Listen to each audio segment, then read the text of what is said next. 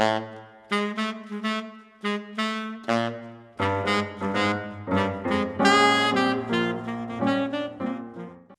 Harry. Welcome to the Everything Saxophone podcast. So glad to have you here. I'm very pleased to be here, and I'm kind of surprised that you found me and asked me to do this. So okay, glad to be here.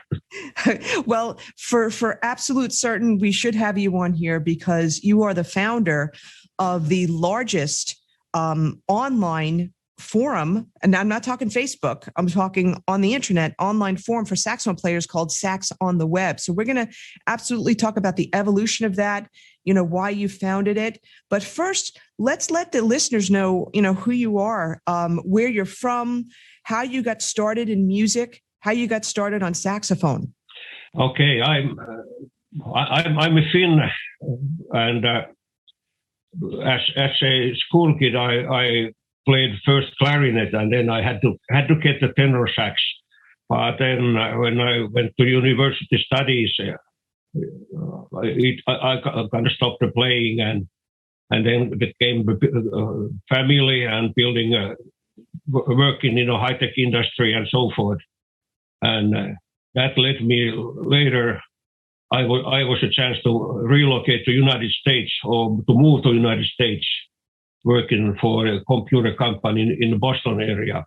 And there in Maynard, Massachusetts, I was introduced back to saxophone playing by playing in a community band in Maynard.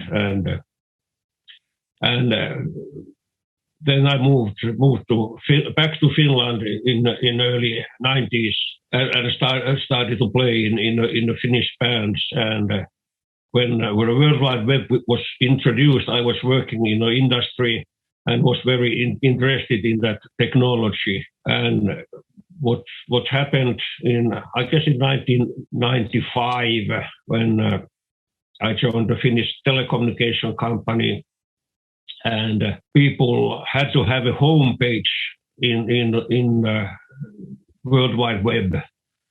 It was understood then, and it's not your personal introduction page. It's a page what you open up when you go to internet. So I started to collect some saxophone-related links for my own benefit, but I published that page. And by some miracles, that became Sax on the Web. Wow, wait a minute. Did I lose you? Yes, wow, no, I didn't realize that. So, okay, so the beginnings of Sax on the Web, it's interesting because on the website, so it's Sax on the Web, all one word, .net, not .com, .net. But so this didn't, on that site right now, it says started in 2003, but you're telling us it didn't really start in 2003. It started in 1995? That's right. That was the first ever collection. 96, the first collection of saxophone-related links. And soon I was contacted by Paul Coates. He's a semi-professional saxophone player who he has given some saxophone lessons and so forth and made some notes, and he wanted to get those published. And soon I started to collect some teaching articles and reviews mostly by US and Canadian professional saxophone players. So before the forum was around, it was a collection of saxophone-related articles. Okay. And certainly I knew, yeah. This is interesting. So Paul Coates, all right, who is, professional player. Do you remember, this would be interesting. Do you remember what those first collection of articles he wrote were about? Now, I guess there were some dozen articles by him. I guess the first had to be about kind of beginner lessons, and I guess they're still found the original pages are there, but on the forum now there's something called Saxon Web Resource Contents or Resources, and I believe they were kind of teaching articles for beginners. But soon Paul also brought up some other people like Tim Price, Skip Spratt, John Lafter, and they wrote some articles. Tim Price was very prolific in. It's a collection of jazz articles. Absolutely. That I'm very aware of. And that's interesting that you're saying that, because I was wondering when I've looked on Sax on the Web and I've seen a whole host of these articles by Tim and by Skip and by Paul. So that was actually really the start really of Sax on the Web, all those articles on there. Exactly. And it's kind of one-way communication. So from teachers to pupils or whatever. But then few years later, I was introduced, I realized that people want to be in communication, and the first versions of the forum were opened, I guess sometimes 1998. That's what I was going to ask you. So 1998 was when the forum opened. Okay. Now, yeah. Backing up a little bit in terms of people like Tim, like Skip, like Paul. So they're posting these articles. How did your site get publicized? How did you handle publicizing it? Certainly, I was familiar or studied some what Google expected to find in the sites, the keywords and these meta definitions and so forth. But I still I was kind of surprised myself that how fast it started to spread. But my intention was I was not personally selling myself or not promoting myself, but I certainly was interested in getting it publicized widely.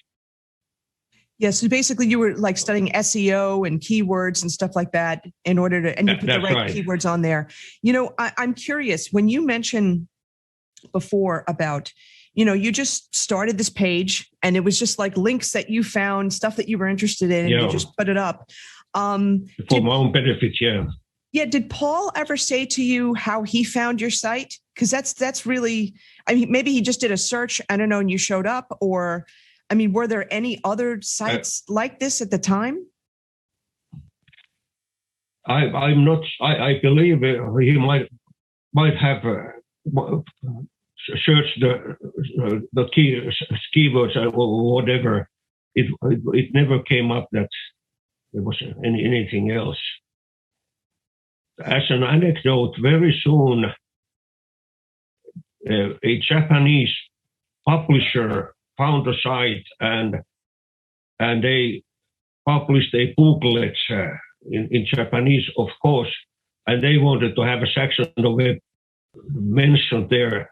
A few years after it's when I opened it, so that was a big surprise for me that the Japanese were so interested in. I have a booklet in my home office right now. I'm doing this from a skiing cottage in the Finnish Lapland where I'm right now. I don't have the booklet with me, but wow. Okay, wait, hold on. Somehow the word started to spread. Okay, so you're saying, let me just recap this for a second. So a few years later, maybe 1998, 99, or maybe even 2000, a Japanese company found you and they wanted to put up like a booklet in Japanese on the site. Is that what you're saying? The booklet was a collection of interesting sites, not necessarily music. Okay. Interesting sites, and Saxon Web was there.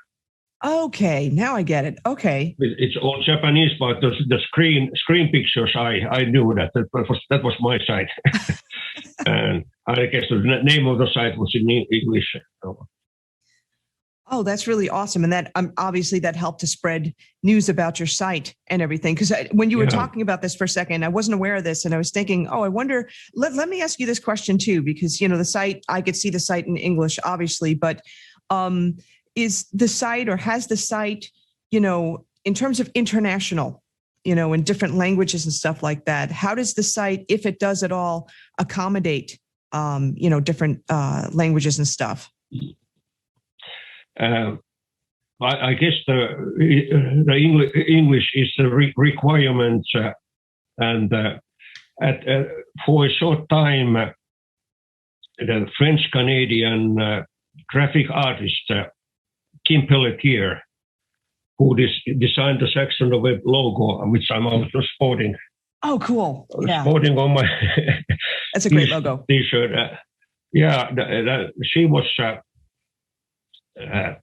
Also active as a moderator, and she was interested. And for a short time, we had a French-speaking part of Saxon Web, but I don't see that there anymore. So I guess they have taken that away now. But, so that was an attempt to have a multilingual. But I guess the English is so well, not very necessarily. I guess the Germans, they would like to have a German-speaking site, but Saxon Web was mostly spread in English-speaking countries, and then in the smaller countries, who in Europe, for instance, and then some Asian countries also. Interesting. Now, let me ask you this question. So, the forums, you noticed that there was a need for community, right? And Facebook, I don't even remember when Facebook came about, but it was probably many years later. And not everybody, of course, now is on Facebook. But so you saw the need for community and you decided to start the forum. How did were you like the main moderator at first, or did someone approach you to say, hey, you should start a forum, for community? How did that work? I started the forum, but there was a US, I guess he's an amateur saxophone player, Peter Hales. Hales came and approached me, and he was also a technical, assisting me in a technical matters. The forum was a very small scale in the beginning, and the reason you see the year 2003, then when Saxon Web started to run on its own dedicated server, and it used a new forum platform, which was more versatile than the previous ones. Okay. So all the information since 2003 has now been preserved in the database. Okay, wait. So this leads to another question, though. So all the information from since 2003, which is almost 20 years ago at this point, is preserved. But what about all that information from, like this kind of started around 1996 with the collection of articles are still up. The collection of articles are still up from Tim and Skip and Paul, right? That stuff is still up there. But in terms of like previous forum posts and stuff like that, I guess that was not preserved. I have in my on my computer at least some of the older posts, but there's a lot of work in order to convert them to the new database and so forth. So we kind of started from the scratch in 2003. Some of the older ones were Pete Hales worked on them, but now I don't recall exactly what's the story. But I couldn't find my older than 2003 now from the data, from what is running there. Okay. All right. And this is really interesting because,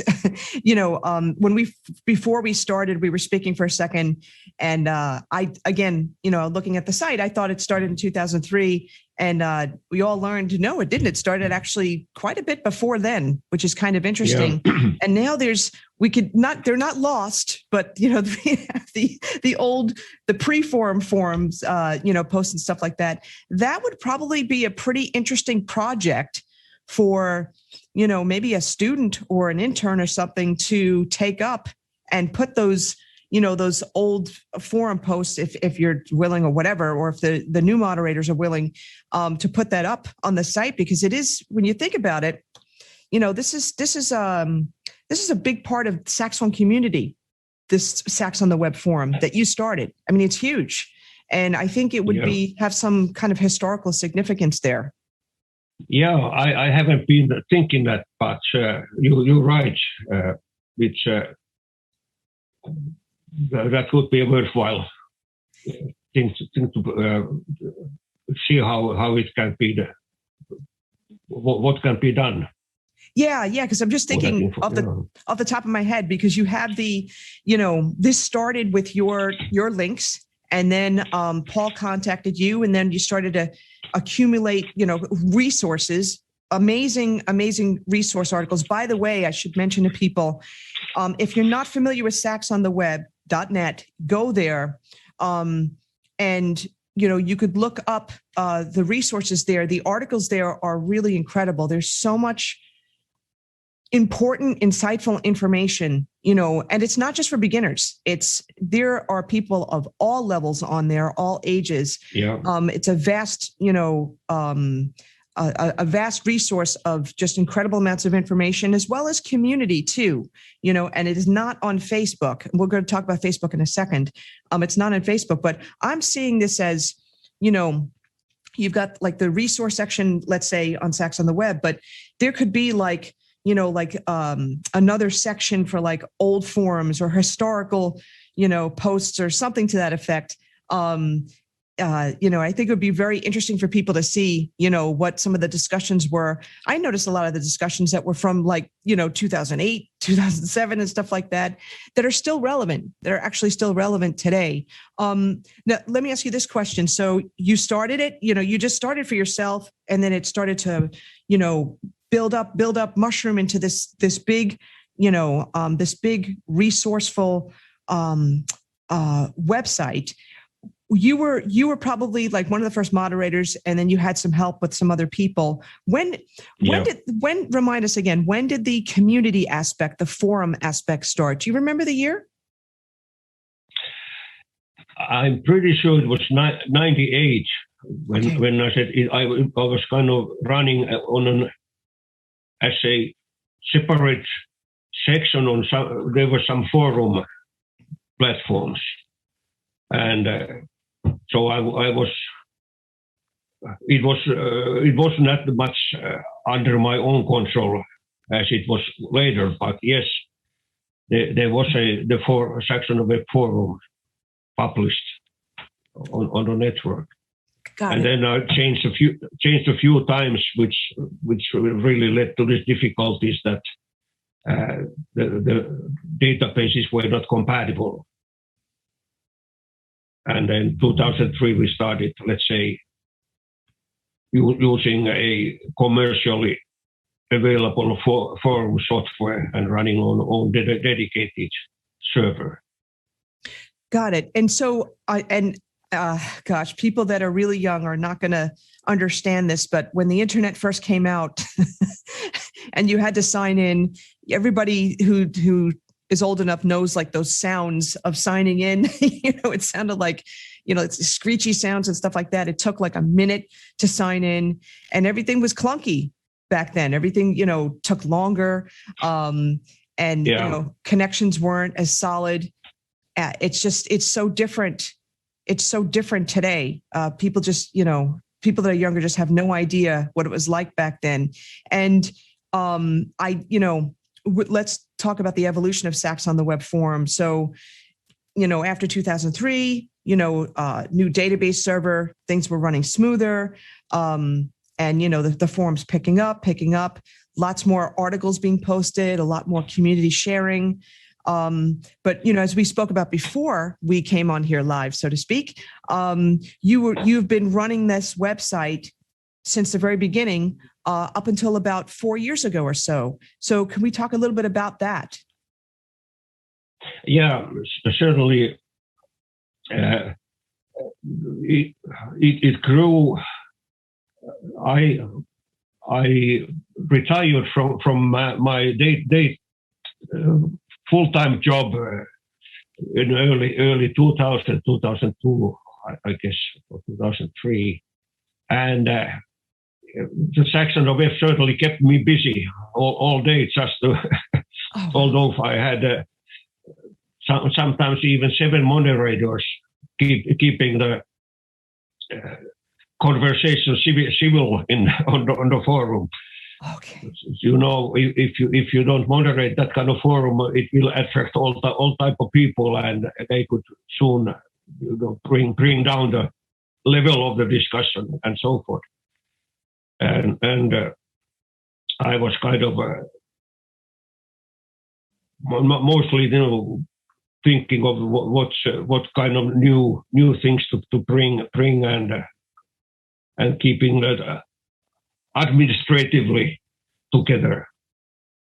So it became sort of full-time job for me. I had found some time to play the saxophone, but sometimes when I was pondering something, then I realized, hey, I have an answer on my fingertips, on my side. Go to find the information. That's very true, because I should point out, it's not just like reading articles per se. Like I know Tim Price has shared like a plethora of information and exercises and all that kind of thing. So yeah, for sure. So certainly, yeah. So the administrative part of this was like, it started to become a full-time job. I hope that you were able to, so to speak, monetize the site so that you were at least, getting enough money to run the site. People don't realize that, hosting a website isn't free. You have hosting costs, and depending on how big the site is, that's going to be more costs in terms of your host, per month or per year. Were you monetizing the site? Yeah, there were some saxophone companies, mouthpiece manufacturers, sax accessory companies. I was running the banner advertising. Few selected. I didn't want to go overboard with the advertising, but the banner advertising and then especially North American people. Some Europeans too. They send donations. That's awesome. Who felt that they are benefiting from the site, and they wanted to donate some money. So that helped also. That's great. Yeah.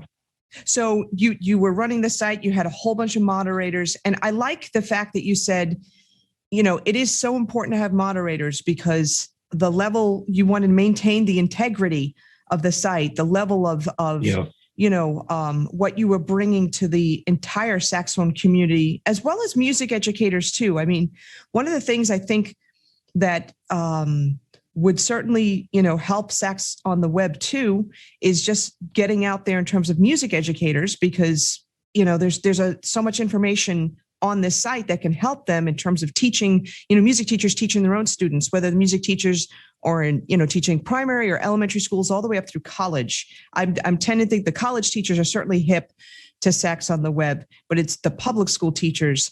Has there ever been, has there ever been a push to, let public school teachers know about this resource, this site?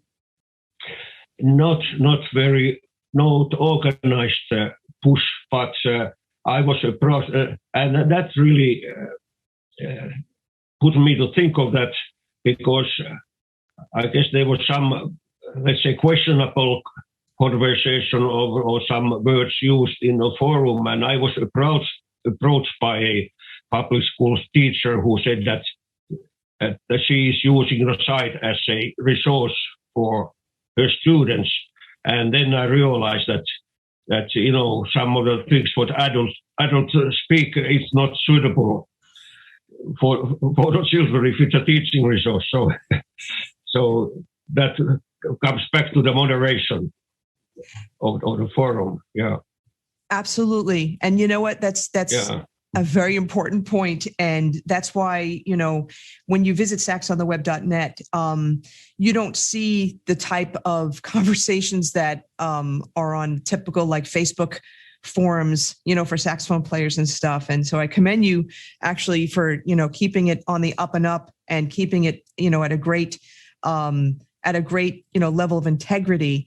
Now, what made you, so you've been running this, you were monetizing it, so at least covering the costs of running the website, because again, it's extensive. People don't realize it.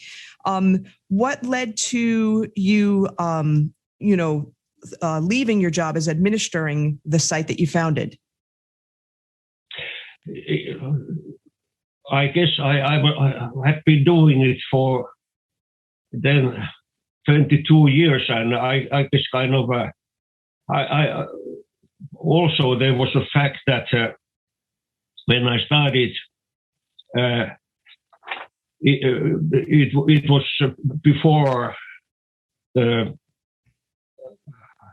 smartphones and so forth came about, so it was intended to be used on desktop computers, and I guess the new technology. I was experimenting into creating some of the sites, some of the pages of the articles, and so forth that be scalable for also for the smartphones. But I guess I noticed that it's a real big step for me to take,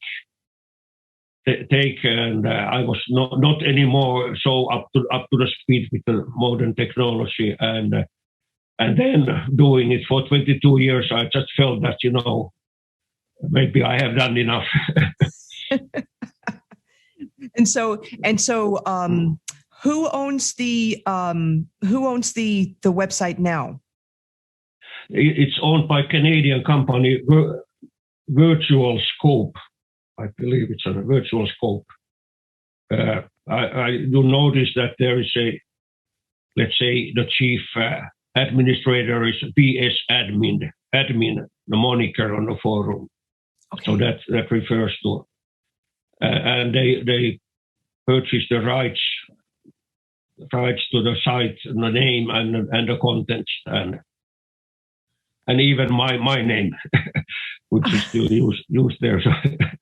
Yes. No, I noticed that for sure. And so, so I'm like looking on the site right now, and actually it's Vertical Scope. They're Canadian.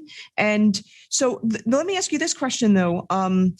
In terms of Facebook, you had to have started the Facebook saxophone Sax on the Web forum too. When did that start? It could be something like 2010 now.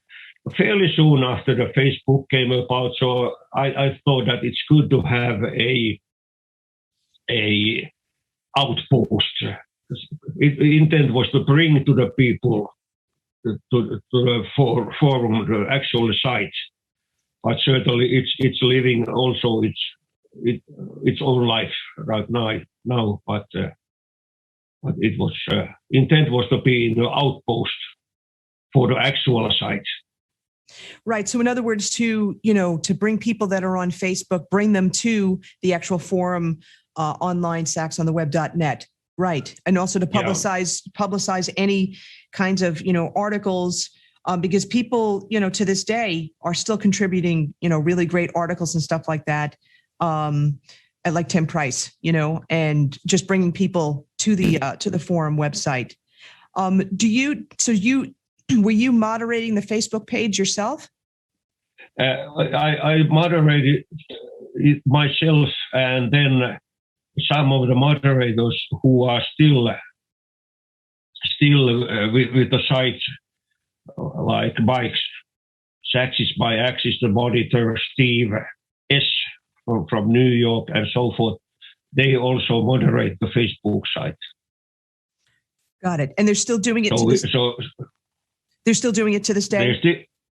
They are still doing it today. Pete Thomas, the British player who was early on, I noticed that he's now a moderator or administrator of the forum site. But I guess the two guys are most active on the Facebook site. But there is a connection with the Facebook site and the forum site on the net this way. I still have a right to moderate. I fairly seldom do it, but I still have admin rights also to the forum site. Okay, that's what I wanted to know as well. So you're still involved with it. It's just not maybe on a day-to-day basis. No, I try to stay away from that. If I can, yeah. Well, now so now I'm going to take a left turn here, all right, because I'm sure people are curious about your background. So can you talk to us like when you go back in time, when you first started to get involved in music, what was your first instrument that you played? And then if it wasn't saxophone, when did you start to take up the saxophone? Any mentors that were important in your life? Let's talk about your background. I was born in the Helsinki area long time ago, but certainly after the Second World War. The kids gets a harmonica as a Christmas gift, but I never learned to play that. But then Horner, a German company, had the Melodica. It has like a piano keyboard, but you blow it, and that was my introduction to the music.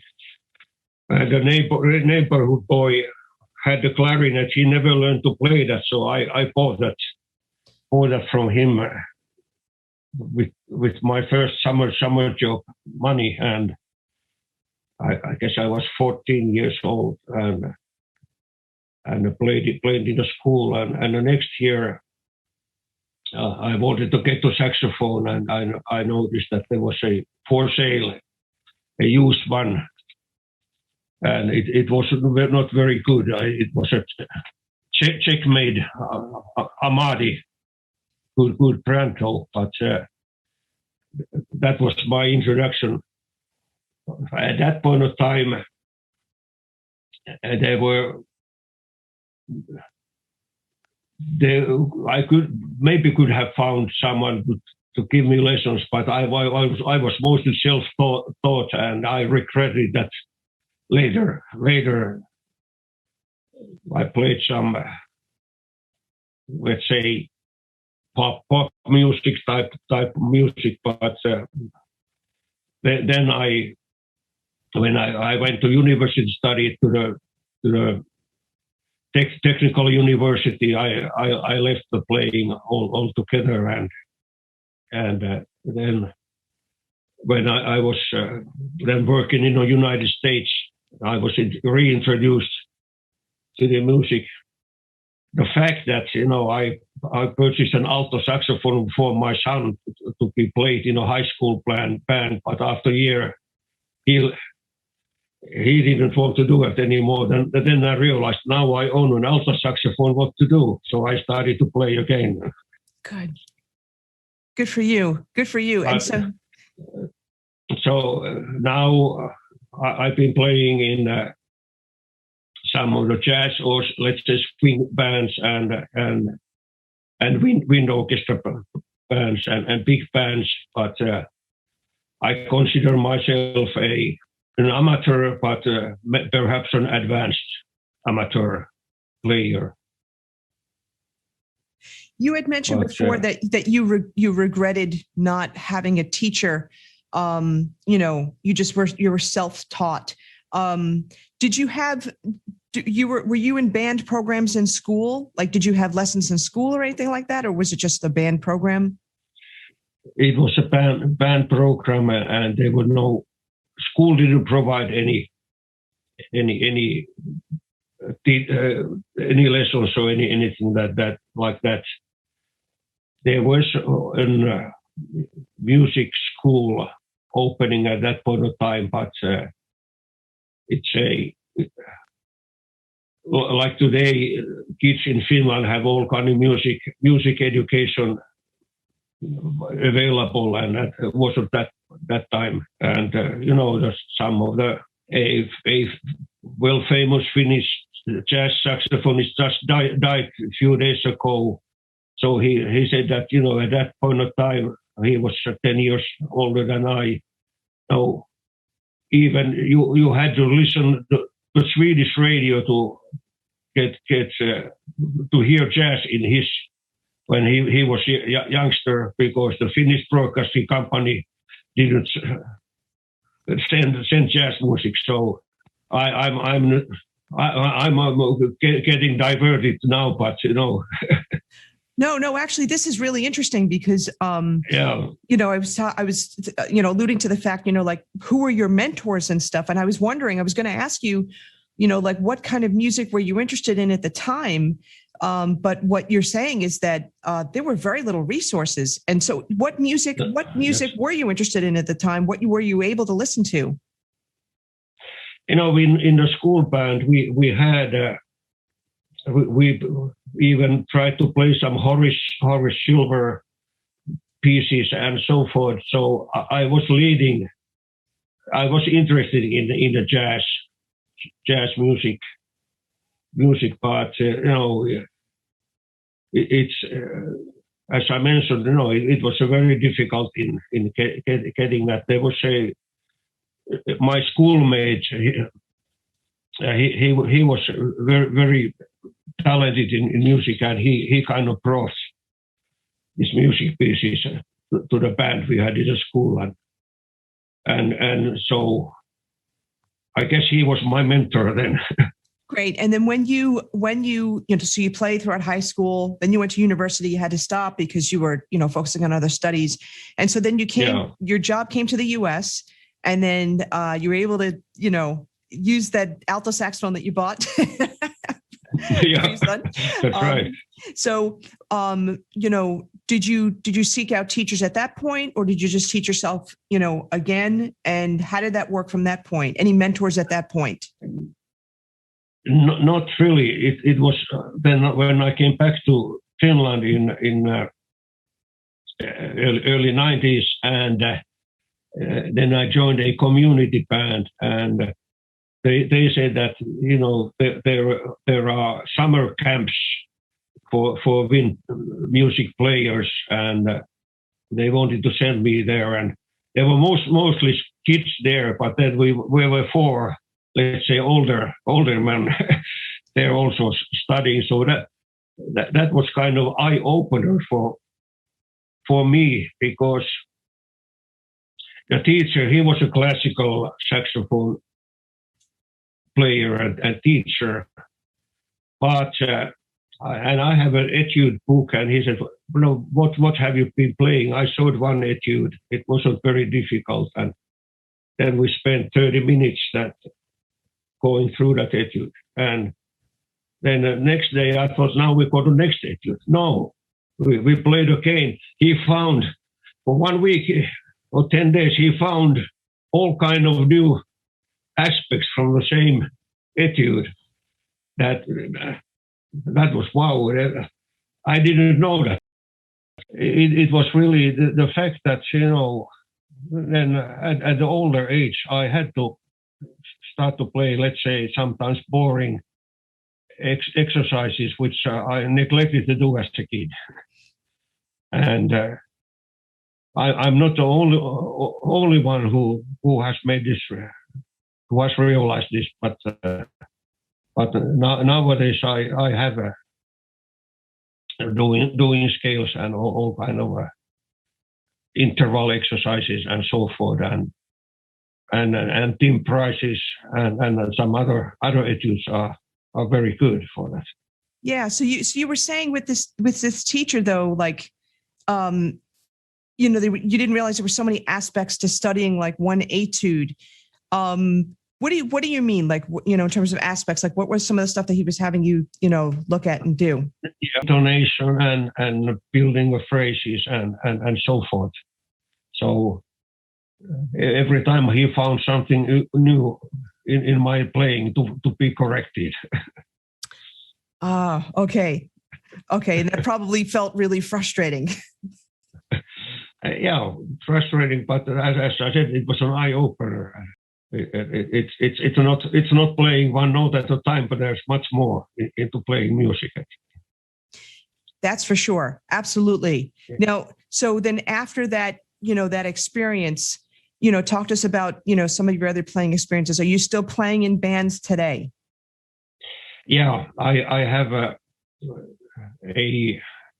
let's say swing, not very deeply jazz swing. We played some older jazz music and so forth. And before Corona, we had some gigs also. And then I play in a community band. I played in few big bands, but not anymore. Okay. But these two are the main attractions right now. Yes, that's right. And if people aren't aware, if you're listening to this on a replay many years later, we are filming this hopefully towards the end of the coronavirus pandemic, I should say. We're hoping that there's, an end in sight. We're starting to see, light at the end of the tunnel, provided that there's no more, surges and stuff like that. So do you, has there been any news in your country, in Finland, about, rehearsals starting up again for the community bands that you're in, or for the bands that you're in? I guess not until summer. I guess this spring is gone. It looks like the Finland has been managing pretty well, but it looks like now it's getting worse every day. So I'm afraid that they have to start to restrict. The restaurants and so forth are closed. Shops are open, but I guess they have to start to restrict. Also, people going to different places. So wow, yeah. That's why here in Lapland right now. So I'm prepared to stay here if Helsinki will get closed. Oh, okay. That's why you're in a different location today. I got it now. No, I got it. No, that's not the reason, but maybe that's an option. Yeah, for sure. Well, let me ask you, in terms of, once things get back to normal, what do you see for yourself, in your future? I will continue, studying this difficult but fun topic and play in few bands. So that's what I'm thinking right now. Absolutely. Listen, Harry, I gotta thank you, for the saxophone community, because something that just started just for your own, I guess links for your own resources, for your own information, has become an amazing, incredible resource with almost almost 61,000 subscribers. And hopefully there'll be a lot more after they hear this podcast. But what you started, has been just an incredible resource for the community. And thank you so much for doing that. Thanks for saying that. I have to, on that topic, there was one professional player in a well-known Finnish big band. He said that I may be the best known Finnish saxophone player outside of Finland. I said, no, I'm not. Eero Koivistoinen. Eero Koivistoinen is, but I guess that was a kind of joke from his side. But but there is maybe some truth in that too. Well, let me ask you this question too. When after you started creating your own little page and you put up your resources and stuff like that, and then Paul Coates contacted you, did you have any idea of the impact that saxontheweb.net would have? No, not really. No, it's I was the one who got surprised too. But it was kind of when I got more and more involved and saw the early success, so that was kind of also the motivation to try to grow it more. I mentioned these few names, and which were really the key. The key was that I was in no position to provide any good information from my own playing and so forth. So I mentioned a few names before, and also like to add, there's a Canadian, I guess he's an amateur player, Neil Sharpe, who is very much into rock and roll playing and very good writer. So he organized, I guess there were 20 articles of the rock and roll teaching resource, and some other projects I did with Neil Sharpe, and he introduced some Canadian pro players to write some articles and so forth. So I was lucky to somehow stumble into these good people who helped me in doing that. That people found something useful, what was useful for them. So I guess that was the reason for getting the site successful. That's incredible. And, normally we ask this question, I'm thinking your answer, we ask this question, like, what's a, under $100 tool that you can't live without when it comes to music? And my first thought for you would be your website, the Sax on the Web website. It could be something else, but I'm just thinking that, for you, it wasn't under $100 because, you had the monthly cost at the time, but now it can be. But I'm going to ask you this anyway. What is in terms of your playing and stuff like that, what's an under $100 US dollars tool that you really can't live without when it comes to playing your saxophone? What it could be, I guess my embouchure is getting, I don't use the tuning meter anymore. So I'm pleased to say that my saxophone is in tune now. But I guess I could have another saxophone stand if I can get it under $100. So I see some people, the professional people, they don't have a proper stance when they are performing. They are laying their saxophones here and there. Oh, no. No, for sure. A good stand will go more than $100, maybe. That came to my mind. Yeah. Oh, for sure. And that's interesting. That's a great, no one's actually ever really mentioned so much a saxophone stand. I mean, I'm endorsed by Peak Music Stands, and they have wonderful saxophone stands, and Hercules is another great company as well. But yeah, we'll talk about that a little bit later. But I just wanted again to thank you so much for your time, Harry. I know you're kind of in like a remote area right now. We had a couple little internet snags here and there, but we managed to get through. And I think that this episode of the podcast is so important, for saxophone players and for enthusiasts and teachers, because saxontheweb.net is an incredible resource filled with information, filled with exercises, and there's community there, especially for a lot of people that don't want to be on Facebook for various reasons. There's well-moderated forums, discussions, and the conversations are they're practical and they're helpful for people, for players from beginner to advanced levels. And I just wanted again to thank you for starting this site.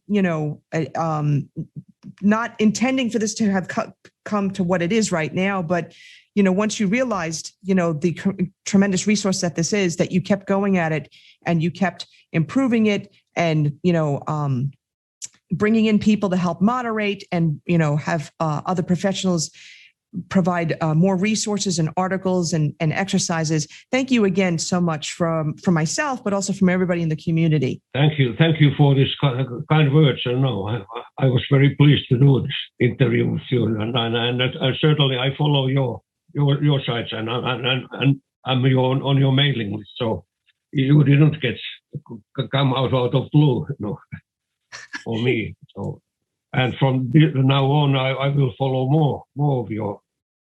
Also, you have a excellent teaching. Oh, thank you.